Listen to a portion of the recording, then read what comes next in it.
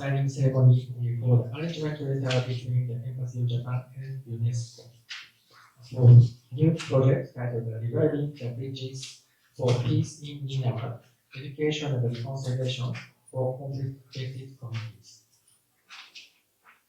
Now, I'd like to invite Mr. Akira Endo, Ambassador of Japan to Iraq, to deliver his remarks.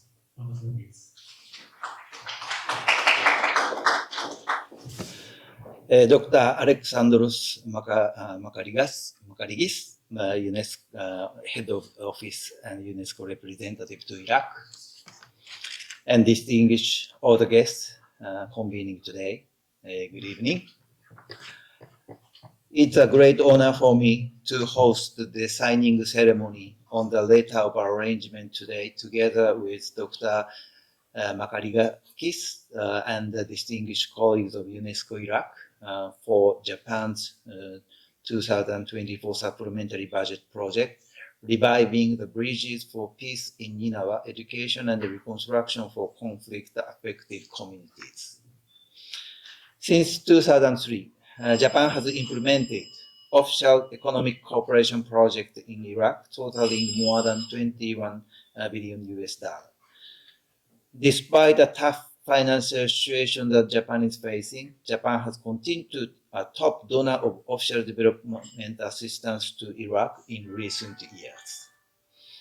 As Japan's ambassador to Iraq, I'd like to reaffirm our readiness to continue providing the support that the Iraq people truly need.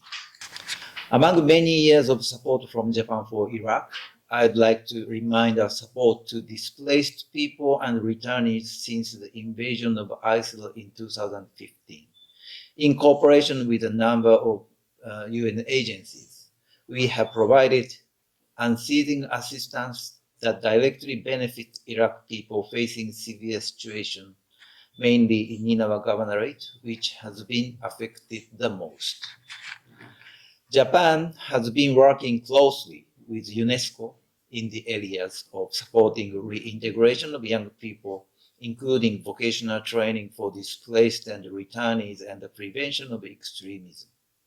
Furthermore, during the period of school closure due to COVID-19 pandemic, Japan and UNESCO supported the remote learning program managed under Iraqi government for ensuring the access to education of Iraqi young people without interruption.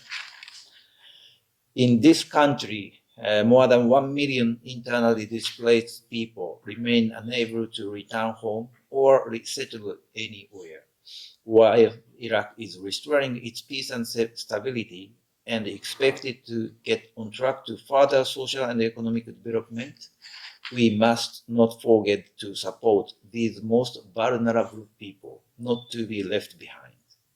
As Japan's ambassador to Iraq, I'd like to reaffirm our readiness to continue providing the support that the Iraq people need.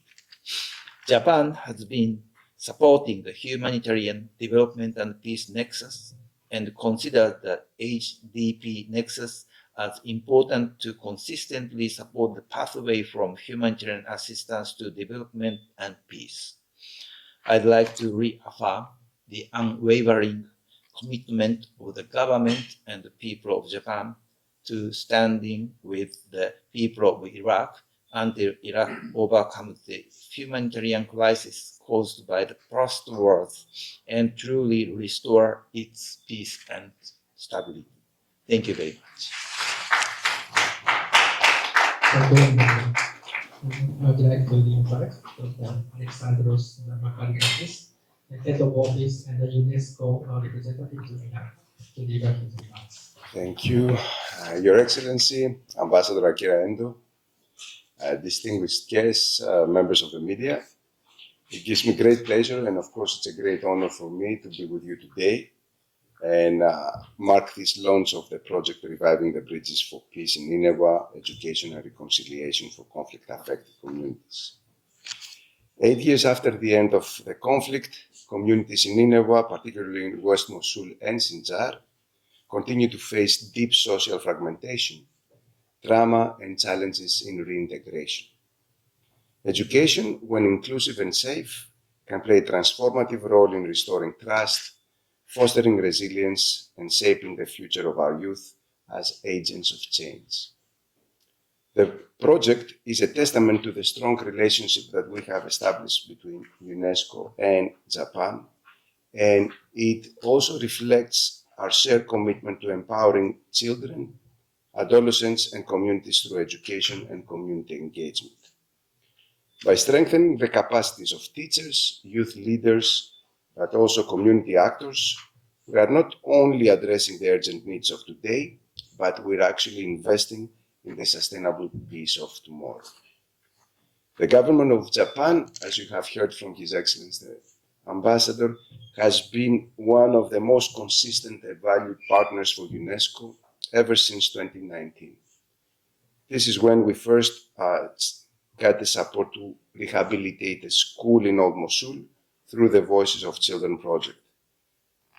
In the next year, in 2020, we moved more on technical and vocational education and training and youth employment programs, trying to help all these young people that were coming in to acquire practical skills and reintegrate them into their communities. As you heard, in 2021, due to COVID, we had to help the ministry move into the distant learning modality and worked with the government of Japan who supported this effort, and we managed to reach millions of learners nationwide during that year. A couple of years ago, we had another partnership to expand on inclusive education, vocational skills, and resilience programs for youth in Ninive under our flagship program of Reviving the Spirit of Mosul initiative. So building this strong foundation within the new Japan supplementary budget of 2025, we believe that this project will leverage the achievements of the previous projects that were focusing on prevention of violent extremism through education initiatives. The project will review, adapt, and apply existing prevention of violent extremism training programs and materials that we have developed for safe and supportive learning environments.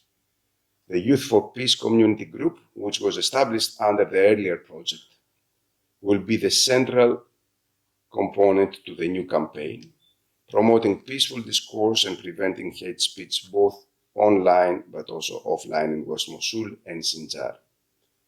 Coordination with key stakeholders, including the Ministry of Education and the UNESCO Chair for PVE, Prevention of Violence and Extremism, will continue to foster a culture of peace. We aim to work with 10 primary and secondary schools.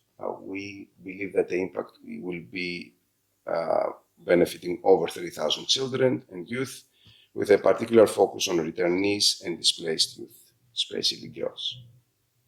Through the Youth for Peace campaigns, students and community leaders will have the tools to combat hate speech, foster dialogue, and rebuild bridges between communities.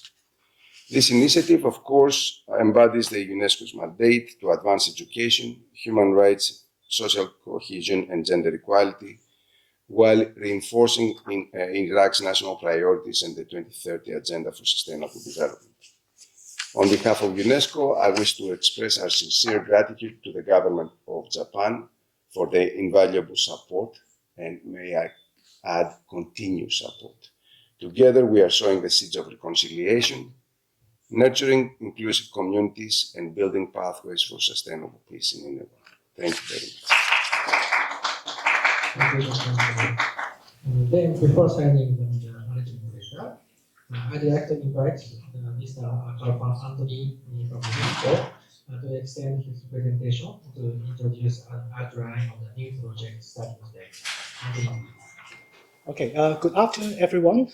So I'm going to briefly introduce the project that we're proudly to work together with the government of Japan, with UNESCO, to revive the bridges for peace in Ninive.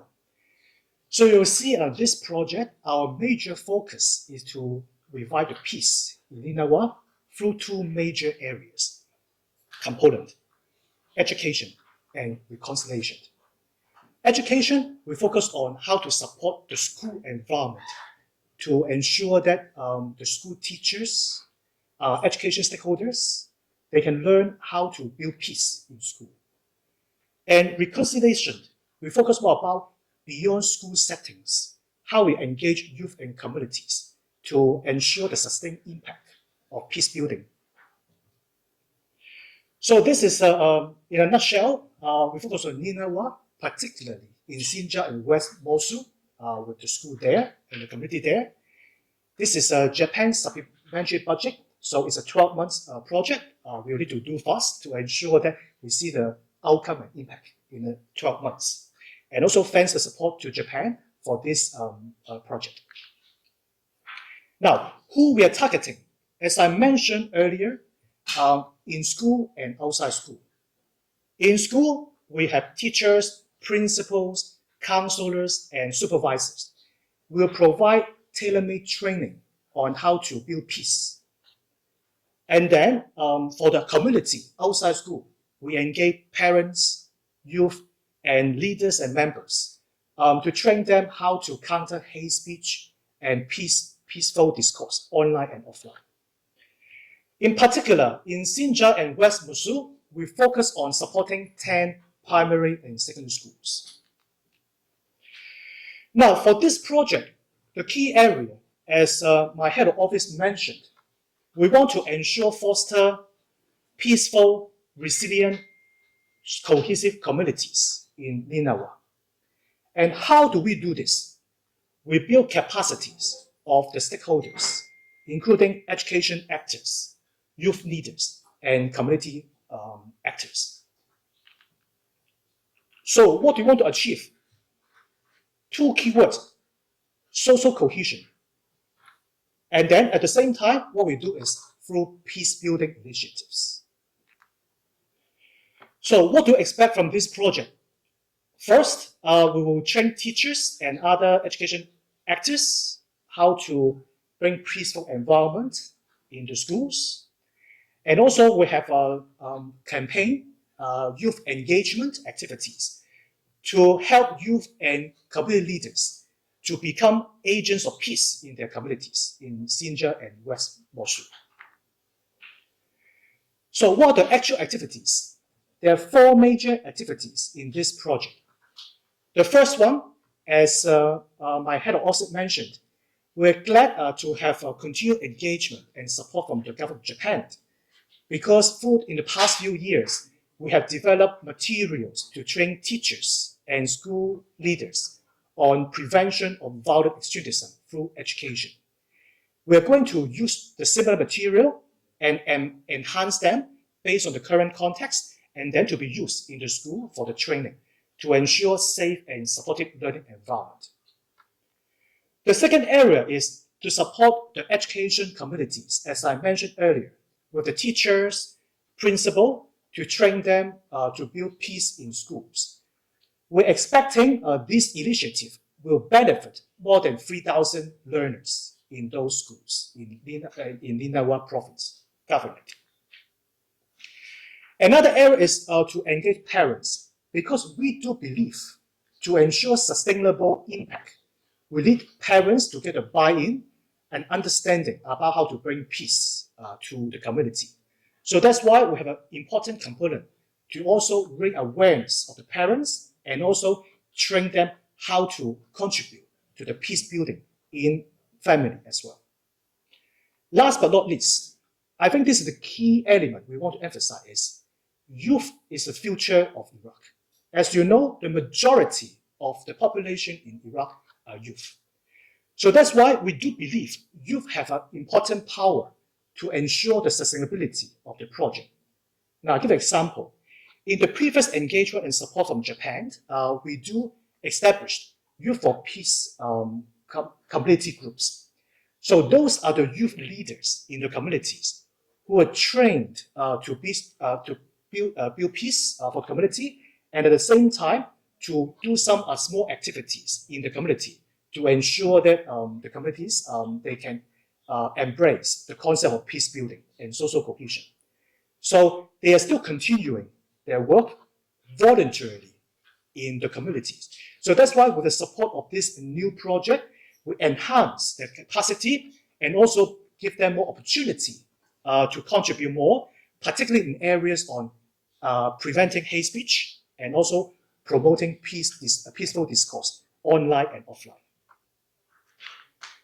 So last but not least, as we mentioned earlier, a very good opportunity to have this continued collaboration with the government of Japan, because what we are doing in the upcoming project is based on the good foundation we have built from the previous project from Japan in terms of supporting the materials development, teacher training, and youth empowerment. I do believe that in the coming 12 months, with the collaboration with Japan, we'll see fruitful results and to support reviving peace in Ninawa government. Thank you very much.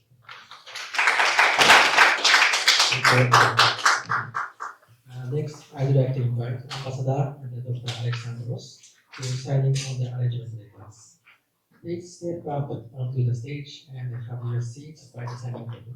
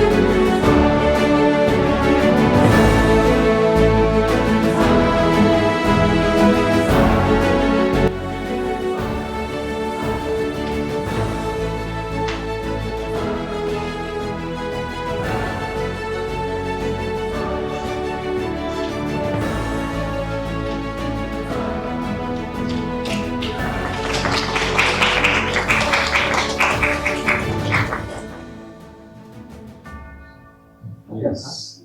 Another photo opportunity.